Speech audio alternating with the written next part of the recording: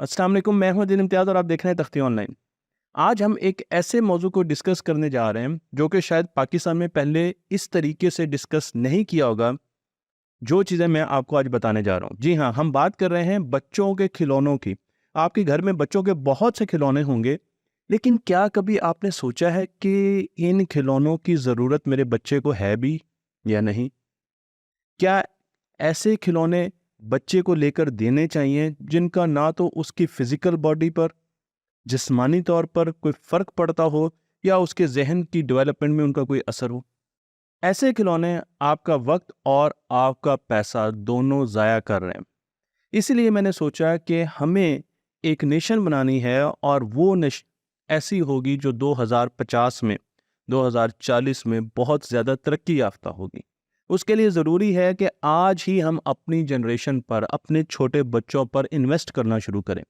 और अपने बच्चों पर इन्वेस्ट करने के लिए ज़रूरी है कि हम उनको ऐसे खिलौने लेकर दें जो कि उनके दिमाग के परवान चढ़ने के साथ साथ मुताबिकत रखते हों।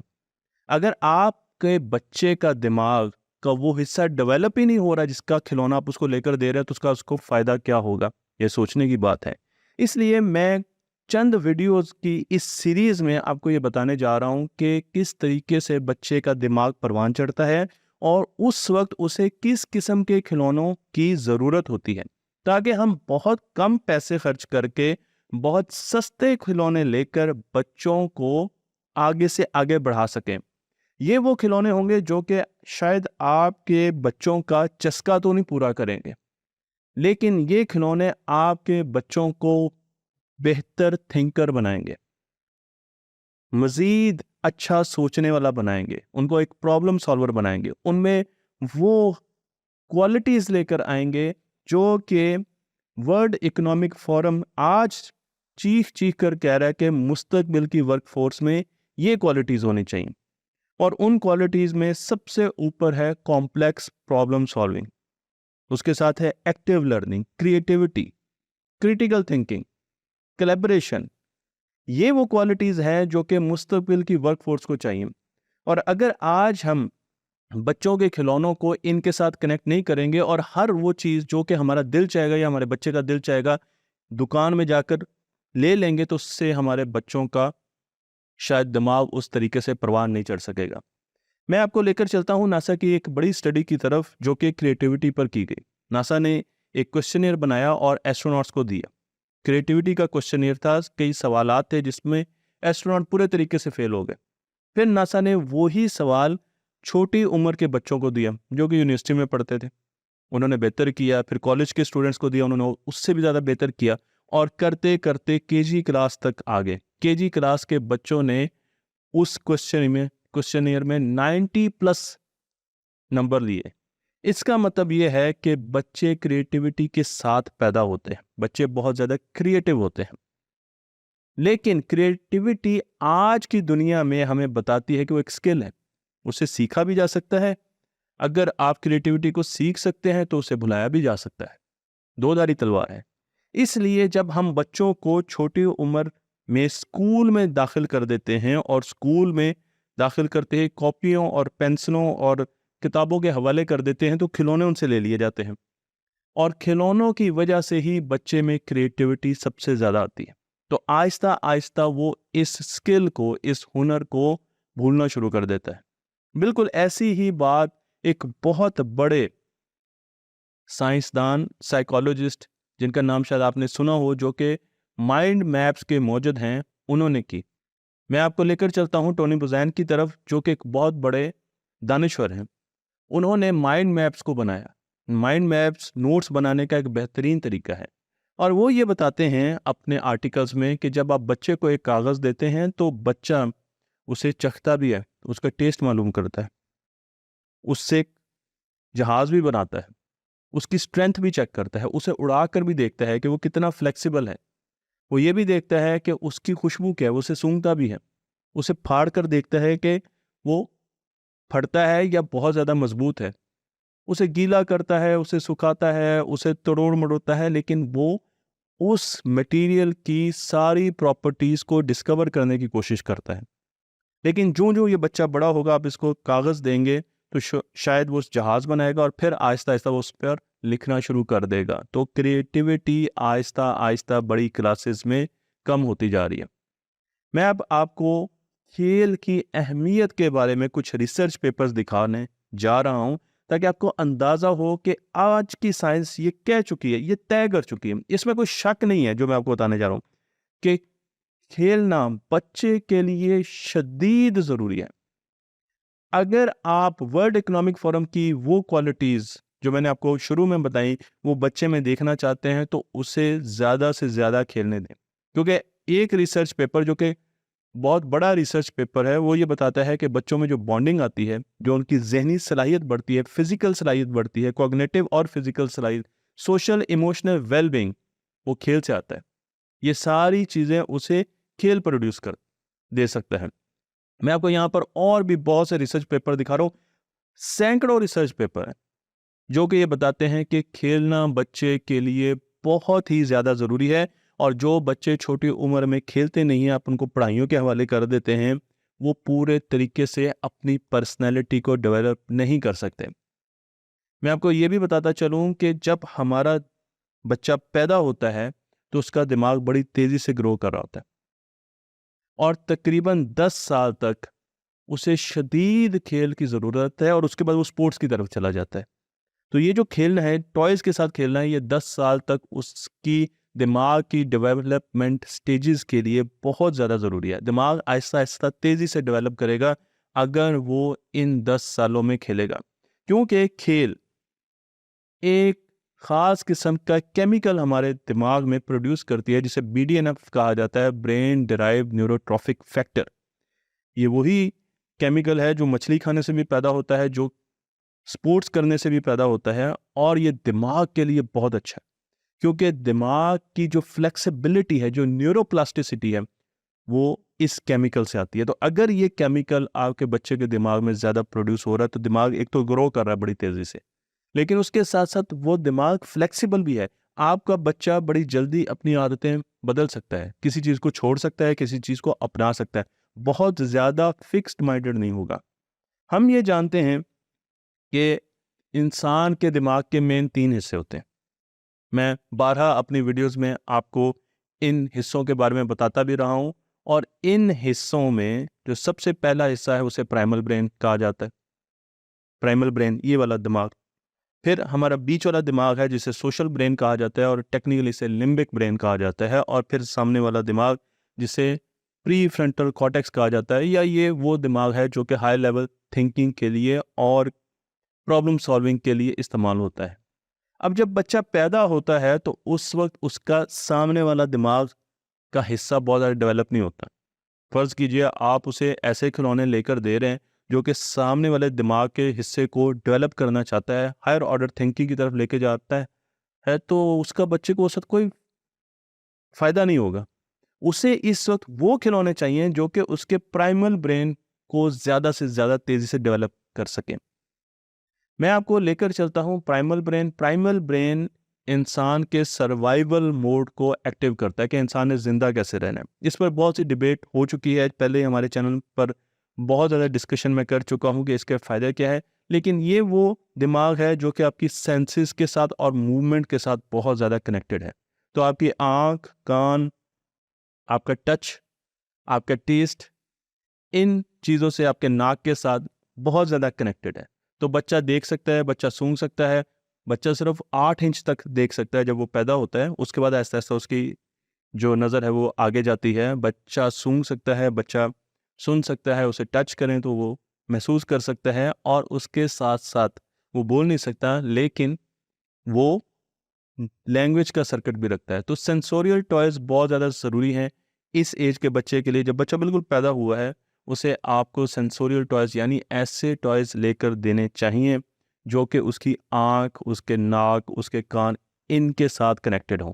उसके साथ-साथ उसे मूवमेंट की ज़रूरत होती है। 6 महीने में आपने बहुत ज़्यादा मूवमेंट नहीं करानी उसे, क्योंकि अभी उसका सर, उसकी बैकबोन उसके सर को सहार नहीं सकती। तो इसलिए 6 महीने में आपने बच्चे को ना बहुत ज़्यादा उछालना है, बल्कि उसको सीधा रखें, और 6 महीने के बाद आप उसकी मूवमेंट में ज़्यादा तेज़ी से, जब वो नीचे रिड़ना शुरू हो जाता है, तो तब आप तेज़ी से आगे लेकर चलते हैं। लेकिन इस वक्त उसे वो खिलौने चाहिए जो कि उसको बैलेंस दे सके, जो उसको भागने पर, मूव करने पर इस तरफ, ताकि उसका जो मूवमेंट का सर्किट है वो ज़्यादा डेवलप हो सके दिमाग में। तो एक सेंसोरियल नेटवर्क हमने तेज़ करना है, उसका डेवलप कराना है, और एक ओरिएंटेशन मूवमेंट से रिलेटेड नेटवर्क, मोटर जो स्किल्स होती हैं उससे रिलेटेड टॉयज़ हमने लेकर देने हैं। तीसरी चीज़, हम उसे लैंग्वेज के बारे में भी कुछ ऐसी चीज़ें लेकर देंगे जिससे वो लैंग्वेज को सीख सके। उसकी वजह यह है कि बच्चों में छोटी उम्र में लैंग्वेज सीखने की एबिलिटी होती है, लेकिन हम छोटी उम्र में बच्चों से बातचीत नहीं करते, क्योंकि हम ये समझते हैं जब तक ये बोलेगा नहीं उस वक्त तक ये लैंग्वेज को समझ नहीं सकता। यकीन जानिए, बच्चा लैंग्वेज समझने वाला सर्किट बहुत पहले बना चुका होता है, वो आपकी बात समझ रहा होता है, लेकिन उसके पास बोलने का सर्किट बहुत बाद में आता है। तो वो एक ऐसा बैंक बन चुका तो है जिसमें आप अपनी करेंसी तो डाल रहे हैं लेकिन विड्रॉल नहीं कर सकते, निकाल नहीं सकते। निकालेंगे आप 1-2 सालों के बाद। तो इसलिए आप उससे ज़्यादा से ज़्यादा बातें कर सकते हैं, और लैंग्वेज को इन टॉयज़ का हिस्सा होना चाहिए जो कि बच्चे बहुत छोटी उम्र के हैं। फिर जब बच्चा थोड़ा-सा बड़ा होता है तो उसका बीच वाला दिमाग डेवलप होना शुरू हो जाता है, जिसे लिम्बिक ब्रेन कहते हैं। ये वो ब्रेन है जिसमें बच्चा जज़्बात सीखता है। उसकी लड़ाइयाँ होती हैं, दोस्तियाँ होती हैं, वो रोता है, वो खुश होता है। आप उसके मूड स्विंग्स बहुत ज़्यादा देखते हैं। तो इस वक़्त उसे ऐसे खिलौनों की ज़रूरत है जो कि उसे सोशल कर सकें, दोस्तों के साथ कनेक्ट कर सके, इमोशंस पर काबू पाने की तरवीज दें, उसका कॉन्फिडेंस लेवल बना सकें। तो अब बिल्कुल डिफरेंट किस्म के खिलौनों की ज़रूरत है इस स्टेज में, जबकि लिम्बिक ब्रेन ज़्यादा तेज़ी से ग्रो कर रहा है। और फिर आखिर में बच्चों में कॉर्टेक्स, जो प्रीफ्रंटल कॉर्टेक्स है, वो डेवलप होना शुरू हो जाता है। अब उसे हायर लेवल थिंकिंग की ज़रूरत है, अब उसे इमेजिनेशन की ज़रूरत है, अब उसे रोल प्ले की ज़रूरत है, उसे क्रिएटिविटी की ज़रूरत है, उसे चीज़ों को एक्सप्लोर करने की ज़रूरत है, उसे क्रिटिकल थिंकिंग की ज़रूरत है, उसे लॉजिक्स की और प्रोग्रामिंग की ज़रूरत है। आप तो समझ गए होंगे कि अब बिल्कुल मुख्तलिफ किस्म के खिलौने उसे चाहिए। इस एज में उसे डिफरेंट किस्म के ऐसे खिलौने चाहिए जो इन चीज़ों को साथ लेकर चल सकें। तो अब आपने अपने बच्चे को, हमने 10 साल तक का सोचा है कि 10 साल का बच्चा है, और 10 साल के बच्चे में मुख्तलिफ फेजेज़ आएंगे, और उन फेजेज़ में हमने दिमाग के इन हिस्सों को जो कि उसे बढ़ने की कोशिश कर रहे हैं, प्ले के साथ, खेल के साथ और तेज़ी से उसे स्टिमुलेट करना है, उसे उभारना है कि वो तेज़ी से बढ़े। और उसके लिए जो एक्सटर्नल स्टिमुलेट होगा वो खिलौने होंगे। जब बच्चा उन खिलौनों से खेलेगा तो दिमाग के ये हिस्से तेज़ी से बढ़ेंगे, और वो चीज़ें जो हमें स्कूल में और कॉलेजेस में नहीं सिखाई जाती वो आप घर में ईज़िली बच्चों को सिखा सकते हैं। तो मैं आपको यहाँ पर एक आखिरी ग्राफ देख रहा हूँ इस पहली वीडियो का। इसके बाद और भी वीडियोज़ आएँगी जिसमें आपको और डिटेल में बताएँगे कि प्ले जो होता है वो वक़्त के साथ-साथ बच्चे में कैसे बदलता है, और फिर आपने खिलौने कौन से लेने, उसके बारे में भी हम आपको तफ़सील से बताएँगे। तो मैं आपको एक ग्राफ दिखा रहा हूँ, और इस ग्राफ में आप देख सकते हैं 3 कर्व हैं। पहला कर्व है सेंसरी डेवलपमेंट का, यानी जो बच्चे के कान, नाक, टच, आँख, ये सारी सेंसेस हैं, ये आप देखें पीले रंग से शो किया गया है, फ़ौरन डेवलप हो जाती हैं। इवन ये पैदा होने से पहले ही चीज़ें डेवलप होना शुरू हो जाती हैं। लेकिन जब बच्चा पैदा होता है तो सेंसरी जो उसकी पाथवेज़ हैं, दिमाग के जो कनेक्शन है वो तेज़ी से बनना शुरू हो जाते हैं, और वो तेज़ी से बनना शुरू हो जाते हैं। और अगर उनको बाहर से स्टिमुलस मिल रहा है, उनको बाहर से ऐसी चीज़ें मिल रही हैं, नई-नई खुशबुएँ सूंघने को मिल रही हैं बच्चे को, नए-नए कानों को चीज़ें सुनने को मिल रही हैं, उसे टच नई-नई चीज़ों को करने को मिल रहा है, तो वो बहुत तेज़ी से इस हिस्से को पार कर जाएगा। उसके बाद हमारे पास लैंग्वेज के साथ है। मैंने इसलिए आपको बताया कि लैंग्वेज के पाथवेज़ भी बहुत जल्दी हमें डेवलप करने होते हैं बच्चे में, ताकि वो चीज़ों को जल्दी से बोलना सीख सके, और जितनी अच्छी उसकी वोकैब्युलरी होगी, बहुत सी रिसर्चेज़ ये कहते हैं कि उतना ही बच्चा आगे अपनी क्लास में आगे जाएगा। और आखिर में higher order thinking, cognitive thinking होती है। ये पाथवेज़ बनते हैं जो कि फ्रंटल कॉर्टेक्स, ये वाला हिस्सा, ये आखिर में डेवलप होता है। तो इसलिए आपको जो हायर ऑर्डर थिंकिंग से रिलेटेड टॉयज़ हैं, अगर वो आपने शुरू में बच्चे को ले दिए, और जो शुरू के सेंसोरियल टॉयज़ हैं या मूवमेंट के टॉयज़ हैं, सपोज़ वो आपने बाद में लेकर दिए, तो आपने तो उसके दिमाग के बिल्कुल ऑपोज़िट काम कर दिया। मुझे उम्मीद है कि ये छोटा-सा इंट्रो आपको पसंद आया होगा, आपको समझ आई होगी कि हम करने क्या जा रहे हैं। अब जो मैंने आपको ब्रेन डेवलपमेंट बताई है, अब इसके साथ हम पहले खेल को जोड़ेंगे कि खेल किस तरीके से इस इन सालों में आगे जाता है, और बच्चा किस मरहलों से गुजरता है खेलने के लिए। और फिर जब वो खेल के तरीके हम देख रहेंगे, उसके बाद हम हर खेल के तरीके के साथ उसके मुताबिक खिलौनों को जोड़ेंगे। और फिर मैं आपको ये भी बताऊंगा कि खिलौने अनसेफ होते हैं, बहुत खतरनाक खिलौने इस वक्त हमारी मार्केट में घूम रहे हैं। और जब मैं आपको बताऊंगा कि ये किस किस्म के खिलौने हैं तो आप भी एक मरतबा परेशान होंगे, लेकिन परेशान होने की ज़रूरत नहीं है। इन वीडियोस का बनाने का मकसद ये नहीं होता कि मैं आपको डराऊं, मुझे डराना बहुत बुरा लगता है। सिर्फ मैं आपको अवेयरनेस देना चाह रहा हूँ कि आइंदा से आप ये काम ना कीजिएगा और ऐसी साइंटिफिक रिसर्च की बेसिस पर ही खिलौने खरीदें। और हर चीज़ आप अपने घर में लेके आते हैं, कहीं ना कहीं उसके बारे में थोड़ा सा पढ़ लिया करें, ताकि आपको अंदाज़ा हो जाए कि ये सेफ चीज़ है या ये सेफ चीज़ नहीं है। क्या आप जानना चाहते हैं कि आपके बच्चे के खिलौने में क्या चीज़ें मौजूद हैं, क्या अज्जा मौजूद हैं? क्योंकि आपका बच्चा जब खिलौना खरीदता है तो वो उसे मुंह में भी डालता है, उसे टेस्ट करने की भी कोशिश करता है। वो खिलौना जो आवाज़ें निकालता है वो आपका बच्चा सुनता है।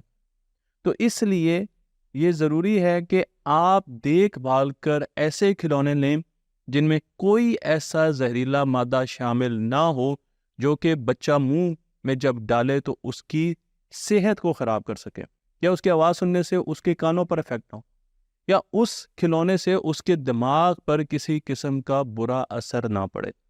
मैं आपको यहाँ पर कुछ साइंटिफिक स्टडीज़ दिखाने जा रहा हूँ जो कि आपको परेशान भी करेंगी और आपको सोचने पर भी मजबूर करेंगी कि हम अपने बच्चों को किस किस्म के खिलौने लेकर दे रहे हैं। लेकिन इस वीडियो को बनाने का मकसद आपको परेशान करना कम से कम नहीं है, बल्कि पहली मर्तबा तो ये अवेयरनेस देनी है कि जब हम कोई खिलौना ख़रीदते हैं और हम ये देखते हैं ये तो बड़ा सस्ता खिलौना है, तो आखिर क्या वजह है कि वो इतना सस्ता होता है और उसका आपके बच्चे की सेहत पर क्या असरात हो सकते हैं। ये अवेयरनेस देने के लिए इस वीडियो को बनाया जा रहा है।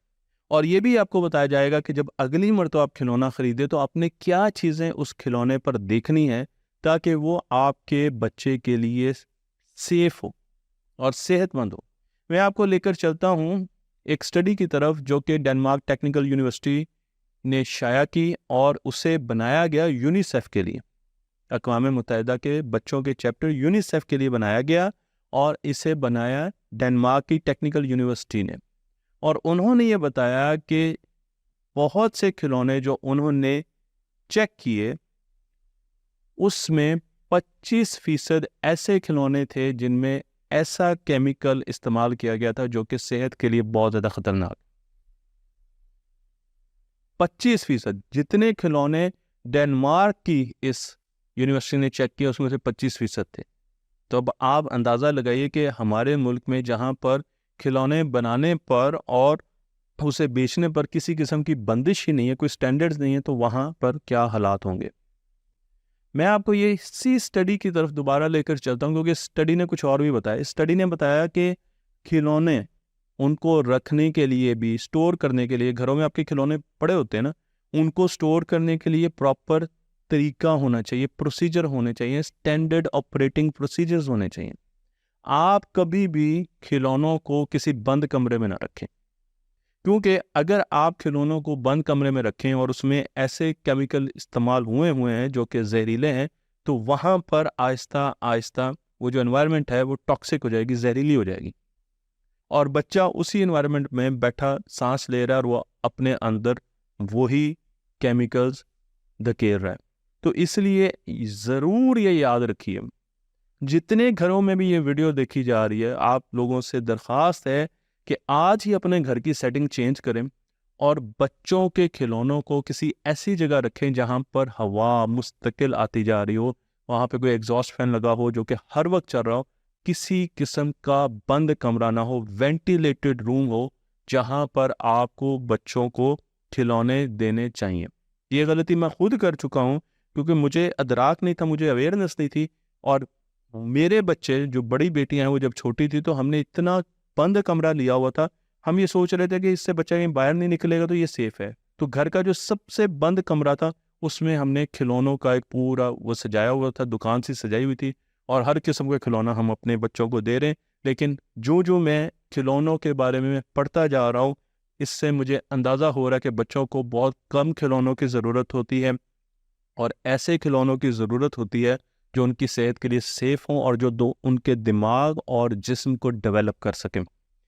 मैं आपको लेकर चलता हूँ प्लास्टिक के की तरफ, क्योंकि प्लास्टिक पर मैं एक वीडियो बना चुका हूँ जिसे जियो टेलीविज़न ने भी चलाया है, और उस वीडियो में मैं आज से 5 साल पहले 6 साल पहले बता चुका हूँ कि प्लास्टिक बहुत ख़तरनाक भी हो सकते हैं, जो कि हमारे घरों में बर्तनों में आम इस्तेमाल होता है। अगर आप प्लास्टिक की कोई भी चीज़ खरीदें तो उसके ऊपर एक शक्ल बनी होनी चाहिए जो कि सेफ प्लास्टिक कोड होता है, और वो कोड मैं आपको यहाँ पर दिखा रहा हूँ। ये ट्रायंगल की एक शक्ल है जिसमें नंबर लिखे होते हैं, 7 तक अमूमन नंबर इसमें दर्ज होते हैं, 1 से 7 तक। अगर इस पर 3 लिखा हुआ है तो इसका मतलब ये है कि इस प्लास्टिक में पीवीसी इस्तेमाल हो रहा है, जो कि बहुत ख़तरनाक केमिकल है। इसे आपने कभी खाने के लिए, मुंह में डालने के लिए खिलौनों में इस्तेमाल नहीं करना। तो अगर PVC3 कहीं आपको नज़र आ जाता है, अमूमन तो ऐसी कंपनियां लिखती ही नहीं है, वो प्लास्टिक आप देखेंगे, आप डब्बे देखेंगे, आपको कोई रेटिंग ही नहीं नज़र आएगी। मैं मलेशिया से एक लंच बॉक्स लेके आया था तो उसके ऊपर ये रेटिंग लिखी हुई थी, लेकिन पाकिस्तान से जितने भी मैंने लंच बॉक्सेस देखे उस ज़माने में किसी पर रेटिंग नहीं थी। तो आपको अव्वल तो रेटिंग मिलेगी नहीं, लेकिन फ़र्ज़ किया अगर आपको रेटिंग मिल जाए तो इसका मतलब ये है कि ये बेहतर प्लास्टिक हो सकता है। अगर 3 लिखा हुआ है PVC के लिए और अगर 6 लिखा हुआ है पॉलीस्टीरीन के लिए, तो पॉलीस्टीरीन नुकसानदेह है 6 नंबर और 3 नंबर। इस किस्म के प्लास्टिक को आपने बिल्कुल, चाहे खिलौनों में इस्तेमाल हो रहे हैं, आपने नहीं लेना। मैं आपको यहाँ पर कुछ और स्टडीज़ दिखा रहा हूँ, और इस स्टडी में बताया गया है कि बच्चों के खिलौनों में हार्मफुल नुकसानदेह प्लास्टिक कब इस्तेमाल होता है, जब उन्हें सॉफ्ट बनाना होता है, या उन्हें बहुत ज़्यादा हार्ड बनाना होता है खिलौनों को, या उन्हें फायर रिटार्डेंट बनाना होता है, या फायर रेजिस्टेंट बनाना होता है, यानी उनको आग ना लग सके। उसके लिए ऐसे केमिकल्स की मिलावट की जाती है इन खिलौनों में, जो कि बच्चों के लिए बड़े ख़तरनाक होते हैं। तो खिलौनों को आग तो नहीं लगेगी, लेकिन अगर बच्चे ने वो खिलौने मुंह में डाल दिए तो आपका बच्चा, उसके जो इफ़ेक्ट्स हैं वो उसको पूरी ज़िंदगी भुगतने पड़ेंगे। मैं आपको ये भी बता दूं कि बच्चों के खिलौनों की स्टैंडर्ड बॉडीज़ भी बहुत कम है। अब वो केमिकल्स जो कि हैज़र्डस केमिकल हैं, उनमें कौन कौन से केमिकल्स इस वक्त खिलौनों में बहुत ज़्यादा इस्तेमाल हो रहे हैं। तो पहला केमिकल है लेड। लेड एक हैवी मेटल है, और लेड दिमाग को डैमेज करती है। तो अगर एक खिलौने में लेड इस्तेमाल हुआ है, लेड के खिलौने अमूमन आपको मेटेलिक शेप के नज़र आएंगे। पेंट्स में भी, पुराने ज़माने में जो खिलौने होते हैं उनके पेंट्स में भी लेड इस्तेमाल होता है। तो पुराने ज़माने में तो बहुत ही इस्तेमाल होता था, लेकिन अब भी लेड इस्तेमाल होता है। तो अगर आपने खिलौना लेना है और उस पर लेड उसके इंग्रेडिएंट्स पे कहीं लिखा हुआ है, अगर किसी ने लिख दिया, सवालिया निशान, सवाल तो ये है कि कोई लिखेगा। अगर फ़र्ज़ किया किसी ने लिखा तो आपने लेड वाला खिलौना नहीं लेना। मैं आपको यहाँ पर एक और रिपोर्ट दिखा रहा हूँ, CDC रिपोर्ट है, centre of disease control and prevention, और इसने बताया कि लेड को खिलौनों में सॉफ्ट करने के लिए भी इस्तेमाल किया जाता है। लेड डस्ट फॉर्म करता है, और जब ये डस्ट सनलाइट में जाती है या इसका एक्सपोजर पानी के साथ होता है तो उस वक्त ये ज़्यादा ख़तरनाक साबित हो सकती है। लेड के जो टॉयज़ होते हैं उनमें, टॉयज़ तो ख़तरनाक, खिलौने तो होते ही होते हैं, लेकिन कई टॉयज़ पर पेंट हुए होते हैं, उसमें भी लेड इस्तेमाल हो सकता है। आपको फ़र्ज़ किया लगेगा एक सब खिलौना है वो लकड़ी का बना हुआ है, लेकिन वो लकड़ी का नहीं है, उसके ऊपर पेंट ऐसा किया हुआ कि वो आपको लगेगा ये लकड़ी का है। उस पेंट में भी लेड इस्तेमाल हो सकता है। तो जहाँ पर आपको लेड मिल जाए वो खिलौना बच्चों को नहीं देना आपने। फिर हम चलते हैं फैटेलिटीज़ की तरफ। फैटेलिटीज़ PVC जो मैंने आपको पहले बताया, उसमें एक केमिकल मौजूद होता है जो कि बहुत ज़्यादा ख़तरनाक है। अब आपका सवाल होगा कि ये खिलौने तो शायद कहीं मिलते ही नहीं होंगे, तो मैं आपको 2021 अक्टूबर में एक स्टडी है, उस जब शाया किया गया उसके रिजल्ट्स दिखा रहा हूँ। ये स्टडी शाया की गई मलेशिया में, मलेशिया की मार्केट, और मलेशियन मार्केट में खिलौनों में PVC मिला और उसकी ठीक ठाक क्वांटिटी मिली। PVC आपको कहाँ पे नज़र आता है? बतखों में, रबर के जो टॉयज़ हैं आप उसमें देखते हैं, तो उसमें फैटेलिटीज़ जो है वो भी आपको मिलता है। ये बहुत ख़तरनाक केमिकल है जो कि हमारी सेहत के लिए बहुत ही ज़्यादा ख़तरनाक है। कीमा एक स्टैंडर्ड बॉडी है जो कि इंस्पेक्शन करती है। उन्होंने चाइना की 35 कंपनियों के, जो बड़े बड़े खिलौने बनाने वाली कंपनियां हैं, उनकी इंस्पेक्शन की, उनके खिलौनों की। और फिर उन्होंने बताया कि इन 35 कंपनियों ने जो खिलौने उनको दिए सैंपल के तौर पर, उनमें 25% ऐसे केमिकल थे जिनमें फैटेलिटीज़ का इस्तेमाल हुआ था। और सबसे डरने वाली और खौफनाक बात यह है कि जो केमिकल इस्तेमाल हुआ था फैटेलिटीज़ का, वो 130 गुना ज़्यादा मिकदार में इस्तेमाल किया गया था स्टैंडर्ड अलाउड रेंज से। जितनी ज़रूरत थी ना कि इससे ज़्यादा ये केमिकल नहीं होना चाहिए, उससे 130 गुना मल्टीप्लाइड बाय 130 गुना ज़्यादा फैटेलिटीज़ इस्तेमाल किया गया था। और इस केमिकल से क्या क्या बीमारियां हो सकती हैं?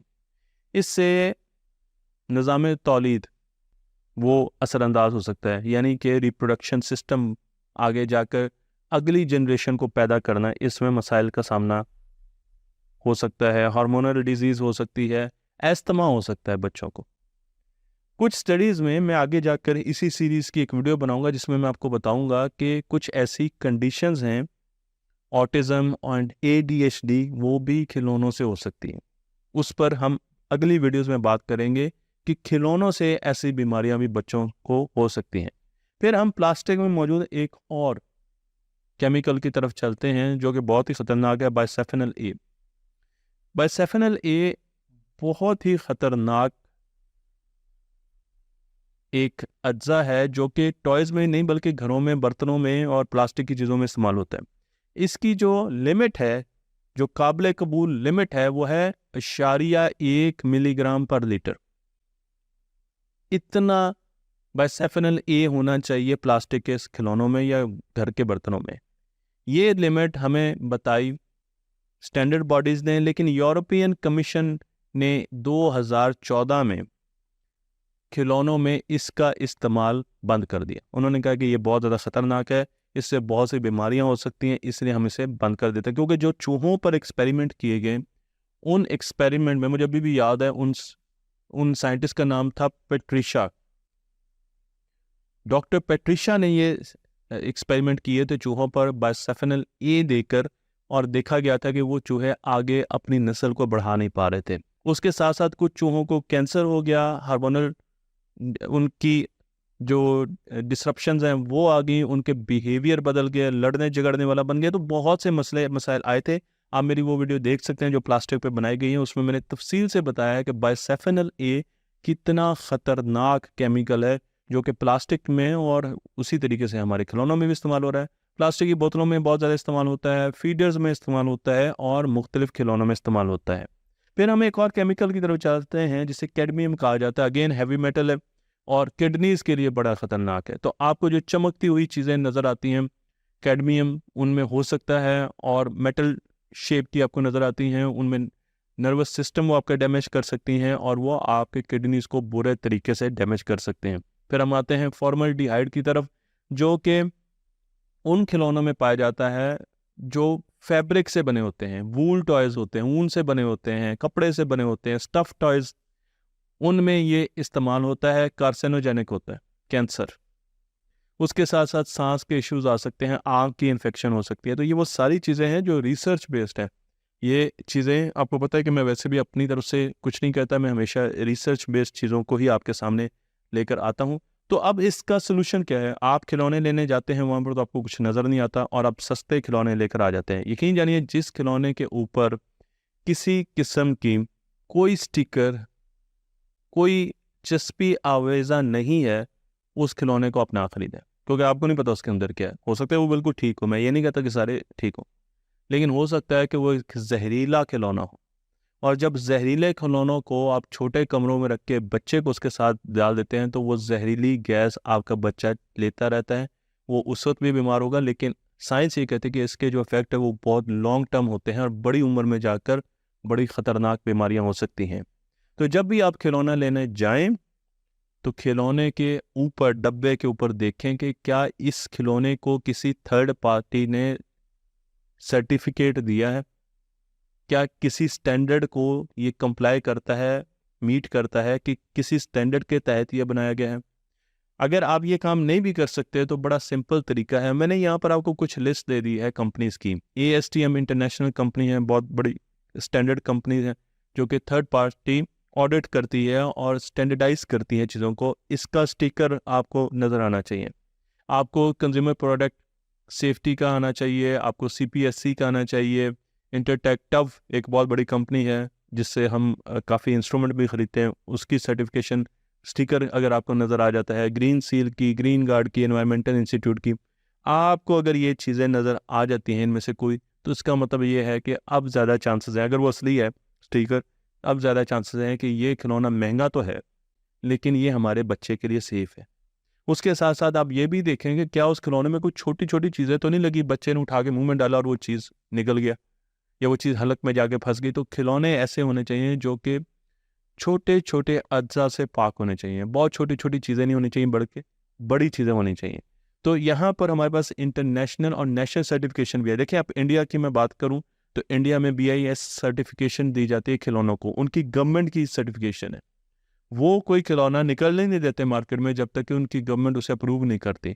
तो हमारी गवर्नमेंट के लिए भी हम इस वीडियो को थिंक टैंक में डालेंगे, क्योंकि मैंने एक ऐसी प्लेलिस्ट बनाई है थिंक टैंक के नाम से, जिसमें वो सारी वीडियोस रखता जा रहा हूँ जो कि हमने गवर्नमेंट को आइडियाज़ दिए कि इस तरीके से हम अपने मुल्क को बेहतर कर सकते हैं। तो हमारी गवर्नमेंट को चाहिए कि ये हमारे करोड़ों बच्चों की मुस्तकबिल का सवाल है, ये हमारे करोड़ों बच्चों के दिमाग, बॉडी और उनकी हेल्थ, उनकी सेहत का मुस्तकबिल का सवाल है कि खिलौनों पर, ऐसे खिलौनों पर पाबंदी लगाएं जिनका कोई हमें सर और पाँव ही नहीं पता कि ये कहाँ से आए हैं, खुले पैकिंग में बिक रहे हैं और कुछ नहीं पता ये किस तरफ से आए हैं। और अब ये मेरे पास पड़ा हुआ है, अब मुझे नहीं पता ये कहाँ से है। अब मैं आपसे बात कर रहा था तो मैंने देखा कि ये तो मैंने ऐसे ही एक कंपनी से मंगवा लिया, इसके ऊपर ना कोई स्टिकर लगा हुआ है, ना इसके साथ कोई पैकिंग आई है, ना कोई चीज़ आई है। अब ये अगर उठा के मैं एक बच्चे को दे दूँ और वो इसको मुंह में डालना शुरू कर दें, शक्ल से मेटल लग रहा है, तो पता नहीं इसके अंदर क्या चीज़ इस्तेमाल हुई है और वो हमारे बच्चों के लिए बहुत ज़्यादा ख़तरनाक है। तो इसलिए हमारी गवर्नमेंट से इल्तिजा है, रिक्वेस्ट है कि ऐसी अथॉरिटी बनाए जो कि इस मुल्क में खिलौनों को देख सकें। और उसके साथ साथ हम कुछ अपनी वर्किंग भी कर रहे हैं, तख्ती भी अपनी वर्किंग कर रही है कि वो किस तरीके से आपको बेहतरीन गाइडेंस दे सके कि कौन से खिलौने लेने चाहिए और कौन से खिलौने नहीं लेने चाहिए। अगर आप बहुत ज़्यादा खिलौने ले रहे हैं तो उनको बहुत कम कर दें, जहाँ आप 10 खिलौने ले रहे हैं वहाँ पे 2 खिलौने ले लें, लेकिन ऐसे खिलौने लें जो आपके बच्चे के लिए सेहतमंद हों। मैं आपको यहाँ पर बताता चलूँ कि तकरीबन 3 सालों में बच्चे का 80% दिमाग डेवलप हो चुका होता है, उसकी ग्रोथ हो चुकी होती है। जब एक बच्चा पैदा होता है तो 1 सेकंड में उसके दिमाग के कितने कनेक्शन होते हैं, अंदाज़ा लगा सकते हैं? 10 लाख कनेक्शन 1 सेकंड में। साइंस ये कहती है कि वो इतनी तेज़ी से, वो जब नींद में होता है, बचपन में बच्चा सोया रहता है, वो नींद में होता है तो इतनी तेज़ी से उसके दिमाग के कनेक्शन बन रहे होते हैं। तो लर्निंग जो है बच्चे की, वो एक्सट्रीम होती है शुरू के सालों में। और शुरू के सालों में फ़र्ज़ कीजिए 3 साल की बात कर रहे हैं, हम उसको घर में रखते हैं, ठीक है, बहुत अच्छी बात है, क्योंकि उसकी पहली दरसगाह माँ और बाप होने चाहिए। लेकिन अगर माँ और बाप ये सोचेंगे कि ये स्कूल में जाके सीखेगा, तो 80% दिमाग तो उसका डेवलप हो चुका है। इसलिए आपने एक बहुत बड़ी विंडो मिस कर दी जहां पर आप बच्चे को बहुत बेहतरीन चीज़ें सिखा सकते हैं। मसलन उसमें एक चीज़, आप लैंग्वेज, उसको अच्छी ज़ुबान सिखा सकते हैं, उसके साथ स्लो लफ्ज़ बोल सकते हैं, रिपीट कर सकते हैं और उसको अच्छे अल्फाज सिखा सकते हैं। मैं आपको यहाँ पर ये बताता चलूँ कि अभी रिसेंटली अल्हम्दुलिल्लाह मेरे बेटी पैदा हुई है, तो जब वो घर में आई, मैंने पहले दिन ही अपनी पूरी फैमिली का उससे तारुफ कराया, आहिस्ता आहिस्ता, बार बार रेपिटेटिव अल्फाज में। यानी मैंने आहिस्ता बोले लफ्ज़, पूरे बोले, क्लियर बोले, ये नहीं कहा शोनू बच्चा, लफ्ज़ों को मरोड़ा नहीं, तोड़ोड़ा नहीं। बच्चे को ये काम करने की ज़रूरत नहीं, उसको पता है वो बच्चा है। आपको खूबसूरत कहना या सोना कहने की बजाय अगर आप शोनू बच्चा भी कह देंगे तो वो अपनी मेमोरी में शोनू बच्चे को ले जाएगा और फिर उसे बहुत अरसे बाद पता चलेगा कि ये वर्ड कुछ और है। तो आपने जो वर्ड बोलने हैं, अब पारू बच्चा हम कह देते हैं, आपने उसे प्यारा बच्चा ही कहना है। अगर आपने उसे डॉग का वर्ड सिखाना है तो आपने उसे डॉगी नहीं कहना। क्योंकि ये चीज़ें उसकी वोकैबुलरी पर असरअंदाज होती हैं। तो हम पूरे जुमले बोलते हुए मुझे बड़ा अजीब लगता था अपनी बेटी से, लेकिन मैंने उसे बताया कि इस घर में कौन-कौन इंतज़ार कर रहा है उसका। उसके इस घर में उसकी दादी अम्मा भी रहती हैं, उसके बाबा भी रहते हैं, उसकी मम्मा भी रहती हैं और साथ-साथ फिर उनके जो बहनें हैं उनका तारुफ़ कराया। उस घर का हदूद-अरबा बताया। पहले दिन उस घर में चिड़िया क्यों आती है, उस घर में कौवा क्यों आता है, उस घर में सूरज क्यों निकलता है, उस घर में पौधे क्यों हैं, हवा कब चलती है। ये सारी चीज़ें डेली बेसिस पर मैं अपनी बेटी को रोज़ बाहर ले जाकर और अंदर बताता रहता हूँ, डिस्कशन करता हूँ। वो बैठी सोती रहती है, सुनती है। मुझे पता है उसके दिमाग के कनेक्शंस बन रहे हैं और उसकी डिक्शनरी में ये चीज़ें आ रही हैं। लेकिन बज़ाहिर आपको लगेगा कि वो कभी इधर देख रही है या वो सोई हुई है, वो बिल्कुल आपको इम्पोर्टेंस नहीं दे रही। लेकिन ये याद रखिए कि साइंस ये कहती है कि वो चीज़ों को ग्रैस्प कर रही है। 90% दिमाग 5 साल की उम्र में डेवलप हो जाता है। तो दिमाग तो पहले 5 सालों में इस तरीके से तेज़ी से जाता है। लेकिन क्या हम इस दिमाग को उतना स्टिमुलस दे सकते हैं? हम बच्चे को खेलने की सूरत में उतनी ज़्यादा चैलेंज दे सकते हैं कि वो दिमाग को और तेज़ी से बढ़ाए। तो मैं आपको यहाँ पर पहली मर्तबा खेलने के टाइप्स बताने जा रहा हूँ कि कितनी टाइप्स का खेल होता है। शायद आपने कभी ऐसी वीडियो ना सुनी होगी जो कि आपको ये बताए कि खेलने की भी इकसाम होती हैं और कितनी इकसाम होती है। तो जब बच्चा पैदा होता है तो उस वक्त अनऑक्यूपाइड प्ले होता है पहले 3 महीने। ये वो टाइम होता है जब बच्चा अपने आप से और अपने सराउंडिंग से तारुफ हासिल कर रहा होता है। तो वो गूं गूं अगर करता है या कुछ बात करने की कोशिश करता है, अपने आप से करता है। उसे आप बातचीत कीजिए, उससे बातचीत उसी को शुरू कर दीजिए। उसे बड़ी बड़ी चीजें दिखाएं, उसे बहुत ज़्यादा रंगों वाली चीज़ें ना दिखाएं, बल्कि उसे एक ऐसी चीज़ दिखाएं जिसमें एक रंग हो, बड़ी हो, ताकि वो आराम से उसे देख सके। फिर उसे काले रंग की चीज़ दिखाएं, फिर उसे पीले रंग की बड़ी चीज़ दिखाएं। तो आपने उसे कलर्स दिखाने हैं या उसे कहानियाँ सुनानी है या उसे चीज़ें दिखानी है, तो वो चीज़ें बड़ी हों, क्योंकि उसको सिर्फ 8 इंच तक उसकी जो साइट है ना वो क्लियर है और उसके बाद फिर उसको नज़र आएगा। और जब आप उसको कॉम्प्लेक्स चीज़ें दिखाना शुरू कर देते हैं, उसकी बॉडी पर हाथ, माँ को चाहिए कि अपने बच्चे के हाथों को पकड़े ताकि उसको फील हो, उसके ये जो सेंसोरियल सर्किट्स हैं वो एनर्जाइज हों। हाथों को कोई टच कर रहा है, उसके बाजुओं को टच करें, उसको माथे को टच करें, उसके बॉडी के पार्ट्स को बार बार टच करें, ताकि वो आपके एक तो टच को फील करेगा, माँ के, बाप के, और उसके साथ उसके दिमाग के रिस्पेक्टिव जो कनेक्शन है वो तेज़ी से बनना शुरू हो जाएंगे कि ये हाथ के कनेक्शन है, ये देखने के कनेक्शन है। उसको दिखाएं, उसको बातें सुनाएं, हल्की आवाज़ में बातें करें लेकिन मुख्तलिफ टोन में बातें करें। तो ये वो हिस्सा है जिसमें बच्चा अनऑक्यूपाइड प्ले में होता है। ये पहले 2 साल तक रहता है और उसके बाद बच्चा चला जाता है इंडिपेंडेंट प्ले में। तो बच्चा जब क्रॉल करना सीखता है तो वो इंडिपेंडेंट प्ले में जा चुका होता है। इसका मतलब ये है कि तकरीबन 2 सालों तक वो खुद ही खेलेगा, वो अपने आप से खेलेगा या वो पेरेंट्स के साथ खेलता है, लेकिन वो किसी और बच्चे के साथ नहीं खेलेगा। ये वो टाइम है जब उसकी मोटर स्किल्स बहुत अच्छी होनी चाहिए। यानी आप उसके लिए 2 सालों तक ऐसे ऐसे पेचीदा किस्म के ग्राउंड में चीज़ें रखें कि उसको कभी इस तरह जाना हो, कभी इधर जाना हो, कभी वो दरख्त पर चढ़े नीचे गिरे। जितना ज़्यादा वो उल्टा सीधा होगा, 6 महीने के बाद आपने ये काम शुरू कर दें। बहुत ज़्यादा शुरू में नहीं कर देना, क्योंकि वो बहुत ज़्यादा अभी उसकी स्पाइनल कॉर्ड नहीं बनी हुई, तो उसका सर उसको वो होल्ड नहीं कर सकती। 6 महीने के बाद भी 8 महीने तक आपने उसको स्लो स्लो मूव कराना है। लेकिन जब 1 साल हो जाए उसके बाद आपने उसको मुख्तलिफ किस्म की ऐसी एक्टिविटीज़ देनी है जिसमें उसकी मूवमेंट के मुख्तलिफ, वो एक टांग पे भागे, वो 2 टांगों पे भागे, वो बोरी बांध के भागे, वो मुंह में चम्मच लेके और ऊपर आलू रख के भागे। ये 1 साल वाले, 1 से 2 साल वाले जो हिस्सा है इसकी खेल है। हम जाके कराते हैं स्कूल में। तो इस वक्त उसको मोटर मूवमेंट की शदीद ज़रूरत है और उसके साथ साथ लैंग्वेज, अच्छी लैंग्वेज बोलें। जितनी बातें कर सकते हैं, जितनी स्टोरी सुना सकते हैं, जितनी कहानियाँ सुना सकते हैं, ये सारा काम आपने करना है। और फिर 2 सालों के बाद तकरीबन इसके करीब वो चला जाता है on looker play, inactive play. अब वो क्या करेगा, वो चला जाएगा किसी बहन भाइयों के पास और देखेगा वो कैसे खेल रहे हैं। खेलेगा नहीं, लेकिन उनको देखेगा, ऑब्जर्व करेगा, अच्छा ये इस तरीके से खेल रहे हैं। कॉन्फिडेंस गेन करेगा कि कल मैंने भी खेलना है तो मुझे किस तरीके से खेलना है। तो वो लर्निंग के हिस्से में होता है, देख देख के लर्न कर रहा होता है। फुटबॉल कैसे खेलते हैं, गुड़िया से कैसे खेलते हैं, और फिर हम आते हैं पैरेलल प्ले। पैरेलल प्ले में आपने देखा होगा कि 2 से 3 साल के बच्चे हमेशा जब बैठते हैं तो आपस में खेलना शुरू कर देते हैं। ये एक दूसरे से नहीं, खुद ब खुद खेलना शुरू कर देते हैं। पास-पास बैठे होते हैं, हल्की-फुल्की बात करेंगे लेकिन इंडिपेंडेंट खेल रहे होते हैं। वो एक बच्चा अपना खेल रहा होता है, दूसरा अपना खेल रहा होता है। और इस वक़्त वो तैयारी कर रहे हैं सोशल होने की।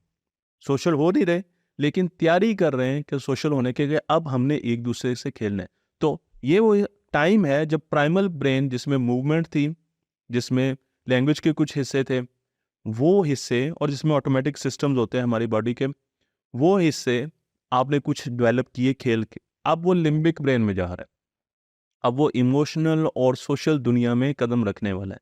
इसलिए अब आपको ऐसे खिलौनों की ज़रूरत है जिसमें वो सोशल हो सके, जिसमें वो इमोशनल हो सके। 3 से 4 साल में वो एसोसिएटिव प्ले की तरफ जाता है, और यहाँ पर लोगों को बड़े मसाइल आते हैं अपने बच्चों के साथ, क्योंकि बच्चा या तो फैंटियाँ लगाना शुरू कर देता है या वो फैंटियाँ खाना शुरू कर देता है, क्योंकि वो एक ऐसे साइकिल को सीख रहा है जो उसने पहले नहीं चलाया। तो वो सोशल हो रहा है, वो लैंग्वेज सीख रहा है, वो इमोशन से लड़ रहा है, उसको पता नहीं है कब खुश होना है, कब नाराज़ होना है, कब लड़ना है, कब दोस्ती करनी है, और वो इन चीज़ों को ट्राई कर रहा है। तो 3 से 4, 5, 6 साल ये वो टाइम होता है जब बच्चा इन चीज़ों में बहुत ज़्यादा एग्रेसिवनेस आ जाती है। तो आपने इस चीज़ पे परेशानी होता है कि बच्चा एग्रेसिव हो जाता है, लेकिन अब वो सीख रहा है कि मैंने दूसरे के साथ खेलना है। तो अब ऐसी टॉयज़ होने चाहिए जो उसको दूसरों के साथ खिलाने में मदद दें और दूसरों के साथ बातचीत में भी मदद दें। अब सोलो वाला टाइम ख़त्म हो गया, जब वो सोलो गेम करता था वो टाइम ख़त्म हो गया, और फिर कोऑपरेटिव प्ले की तरफ चले जाते हैं जो कि तकरीबन 5 साल में आ जाता है। इस वक्त वो लोगों से बातचीत कर सकता है, उनको अपनी बातें समझा सकता है। उसका थोड़ा-सा गुस्सा और थोड़ा-सा इमोशंस भी अब आहिस्ता-आहिस्ता थोड़े से बेहतर हुए हैं। वो टीम वर्क कर सकता है, वो शेयरिंग कर सकता है, वो दोस्तों के साथ कोऑपरेट कर सकता है, लड़ भी सकता है, दोस्तियाँ भी कर सकता है। गार्डनिंग बहुत अहम एक एक्टिविटी है। इस पूरे फेज़ में अगर आप बच्चों को गार्डनिंग कराएँगे तो यकीन जानिए ये खिलौनों में नहीं आती थी और ना ही प्ले में आती है, लेकिन क्योंकि मैंने इतनी रिसर्च पढ़ी है गार्डनिंग के बारे में कि मैंने सोचा कि मैं अपनी बेटी को शुरू से ही गार्डनिंग की तरफ लेकर जाऊँगा। क्योंकि गार्डनिंग आपके बच्चे को ना सिर्फ उसके दिमाग को डेवलप करती है, बहुत ज़्यादा कॉग्निटिव ज़हीन बनाती है उसे, लेकिन उसके साथ-साथ स्ट्रेस से भी बहुत ज़्यादा जान छुड़ाती है। तो ये बहुत ज़्यादा ज़रूरी है कि आप गार्डनिंग सिखाएं। और फिर हम आ जाते हैं सोशल प्ले की तरफ, लिम्बिक ब्रेन। इसमें हम फिजिकल प्ले भी कर रहे हैं, जो स्ट्रेटजी बेस्ड गेम्स हैं, कार्ड वाली गेम्स हैं, चेस है, मुख्तलिफ़ किस्म की गेम्स हैं, जिसमें 4-5 लोग मिलकर, लूडो है, वो बहुत अच्छी होती है इस वक्त, और इस वक्त बच्चों को खिलानी चाहिए। लिम्बिक ब्रेन से होते हुए दाखिल हुआ जा रहा है इस वक्त हम फ्रंटल कॉर्टेक्स में। फ्रंटल कॉर्टेक्स सामने वाला हिस्सा, हायर ऑर्डर थिंकिंग, और हायर ऑर्डर थिंकिंग में अब हम जा रहे हैं इमेजिनेटिव प्ले की तरफ, रोल प्ले की तरफ, सिंबॉलिक प्ले की तरफ। प्री फ्रंटल कॉर्टेक्स का इस्तेमाल होगा। ये सारे प्ले एक ही किस्म के, और इसमें बच्चा एक किट लेता है और कहानियाँ बनाना शुरू कर देता है। डॉक्टर की किट लेता है तो वो डॉक्टर की कहानियाँ बनाना शुरू कर देता है। गुड़िया की किट लेता है तो वो उसकी शादी की कहानियाँ बनाना शुरू करता है। ये वो टाइम है तकरीबन 7 साल, 6 साल, 7 साल, जब उसको अब ज़रूरत है, क्योंकि उसका फ्रंटल कॉर्टेक्स अब तरक्की कर रहा है, वो डेवलप हो रहा है। उससे अब ऐसी चीज़ें सोचनी है जो कि फिज़िकली इसको नज़र नहीं आ रही। इमेजिनेशन की तरफ जा रहा है, उसने फैंटेसीज़ की तरफ जाना है, और उसके लिए ये बहुत अच्छी चीज़ है। और फिर हम आते हैं स्ट्रेटेजिकल प्ले की तरफ, जिससे क्रिटिकल थिंकिंग डेवलप होती है। क्रिटिकल थिंकिंग डेवलप होती है, एक दूसरे से कम्पीट करते हैं, एक दूसरे को हराते हैं, एक दूसरे के साथ मिलकर स्ट्रेटजीज बनाते हैं। मिलती जुलती गेम्स हैं, लेकिन इसमें कंपटीशन यहाँ पर बच्चों में आते हैं। और फिर आखिर में मैं चलता हूँ कंस्ट्रक्टिव प्ले की तरफ। कंस्ट्रक्टिव प्ले, आपने लेगोस ले लिया और उससे बहुत मुश्किल चीज़ें बनाना शुरू कर दी। गोया कि ये छोटी उम्र में आप शुरू कर देते हैं, लेकिन नई चीज़ें, क्रिएटिविटी, प्रॉब्लम सॉल्विंग, नई चीज़ें, वो तकरीबन आपको 6 साल, 7 साल, 8 साल में बच्चों को हैंड ओवर कर देनी चाहिए, और बच्चे उन चीज़ों से खेलें ताकि वो अपने दिमाग से सोच के नई चीज़ें बनाएं। आज वो अपने दिमाग से सोच कर नई चीज़ें बनाएंगे तो कल फ्यूचर में वो प्रॉब्लम सॉल्विंग जाकर करेंगे, वो नई इन्वेंशंस करेंगे, वो नए नए स्टार्टअप्स करेंगे। बहुत ज़्यादा ज़रूरी है कि इस वक्त आप बच्चे को क्रिटिकल थिंकिंग और प्रॉब्लम सॉल्विंग की तरफ लेकर जाएं। मैंने आपको खिलौनों के बारे में बताया, अभी तो खैर नहीं बताया, लेकिन मैंने आपको ब्रेन के बारे में बताया, उसके 3 हिस्सों के बारे में बताया, और मैंने उसके साथ साथ आपको खेल की एग्ज़ाम के बारे में भी बताया। अब मेरा आपसे सवाल है कि आप अपने बच्चे के लिए किस किस्म का खिलौना पसंद करेंगे? मैं आपको कुछ ऑप्शंस दिखाता हूँ। अगर मैं आपको कहूँ कि एक डिजिटल रोबोट जो कि तालियाँ बजाता है सिर्फ़, और एक ऐसा यूटेंसिल का सर्किट सेट, लेगोस का, ब्लॉक्स का, जिसमें बच्चा कोई नई चीज़ बनाता है, तो अब आप किसे सिलेक्ट करेंगे? आपके बच्चे के लिए क्या चीज़ बेहतर है और किस एज में बेहतर है? मैं आपको एक और ऑप्शन देता हूँ कि अगर आप एक शॉप में गए और वहाँ पर एक ऑटोमेटिक गाड़ी है जिसमें बच्चा बैठता है और वो उसे ड्राइव कर सकता है, और उसी शॉप में आपको कुछ ऐसी चीज़ें नज़र आ रही हैं जो क्लाइंबिंग के लिए बहुत अहम है, जिसमें बच्चे की मोटर स्किल भी डेवलप होंगी, उसकी मूवमेंट भी होगी, उसे बैलेंस भी करना होगा, उसको ऊपर भी चढ़ना होगा, उसे हाइट से ज़मीन को भी देखना होगा। तो अब आपके ख़्याल में आप दिमाग को सामने रखते हुए किस किस्म का खिलौना खरीदेंगे? फैसला मैं आप पर सोचता हूँ। चलें एक और शॉप में चलते हैं जहाँ पर एक ऑटोमेटिक गन पड़ी हुई है, जिसमें से बहुत सा म्यूज़िक है, तेज़ म्यूज़िक है, श्रिल आवाज़ें हैं और गाने लगे होते हैं जब वो चलाई जाती हैं। जबकि उसके पास ही एक इंस्ट्रूमेंट है जिसको बच्चे को खुद ऑपरेट करना है, और उसने जब उसे स्ट्राइक करना है एक स्टिक के साथ, तो उसमें से मुख्तलिफ फ्रीक्वेंसीज़ की टोन्स निकलेंगी। तो अब आपके ख़्याल में आपके बच्चे को किस खिलौने की ज़रूरत है? सवाल ये है कि क्या महँगे खिलौने ही बेहतरीन होते हैं? जवाब ये है कि महँगे खिलौने बेहतरीन नहीं होते, बल्कि वो खिलौने बेहतरीन होते हैं जो कि आपके बच्चे के दिमाग की डेवलपमेंट में उसका सहारा बन सकें, उसका राइट हैंड बन सकें, उसकी मदद कर सकें। और हम आपको इसीलिए बता रहे हैं कि वो खिलौने जो कि वक्त के साथ साथ आपके बच्चे के दिमाग को डेवलप कर सकते हैं, अब सिर्फ वक्त आ गया है कि उन्हीं को ख़रीदा जाए, और इस किस्म के खिलौने जिनका कोई फ़ायदा नहीं है उन पर बेजा अपने पैसे खर्च ना करें। आपका बच्चा तो शायद 4 दिनों में उनसे उकता जाएगा, लेकिन उसका आपके बच्चे की मुस्तकबिल की कारकर्दगी पर ज़ीरो असर होगा। हमारे यूट्यूब चैनल को लाइक कीजिए और इस इल्म को दूसरों तक पहुँचाते रहिए। अल्लाह आपका निगहबान।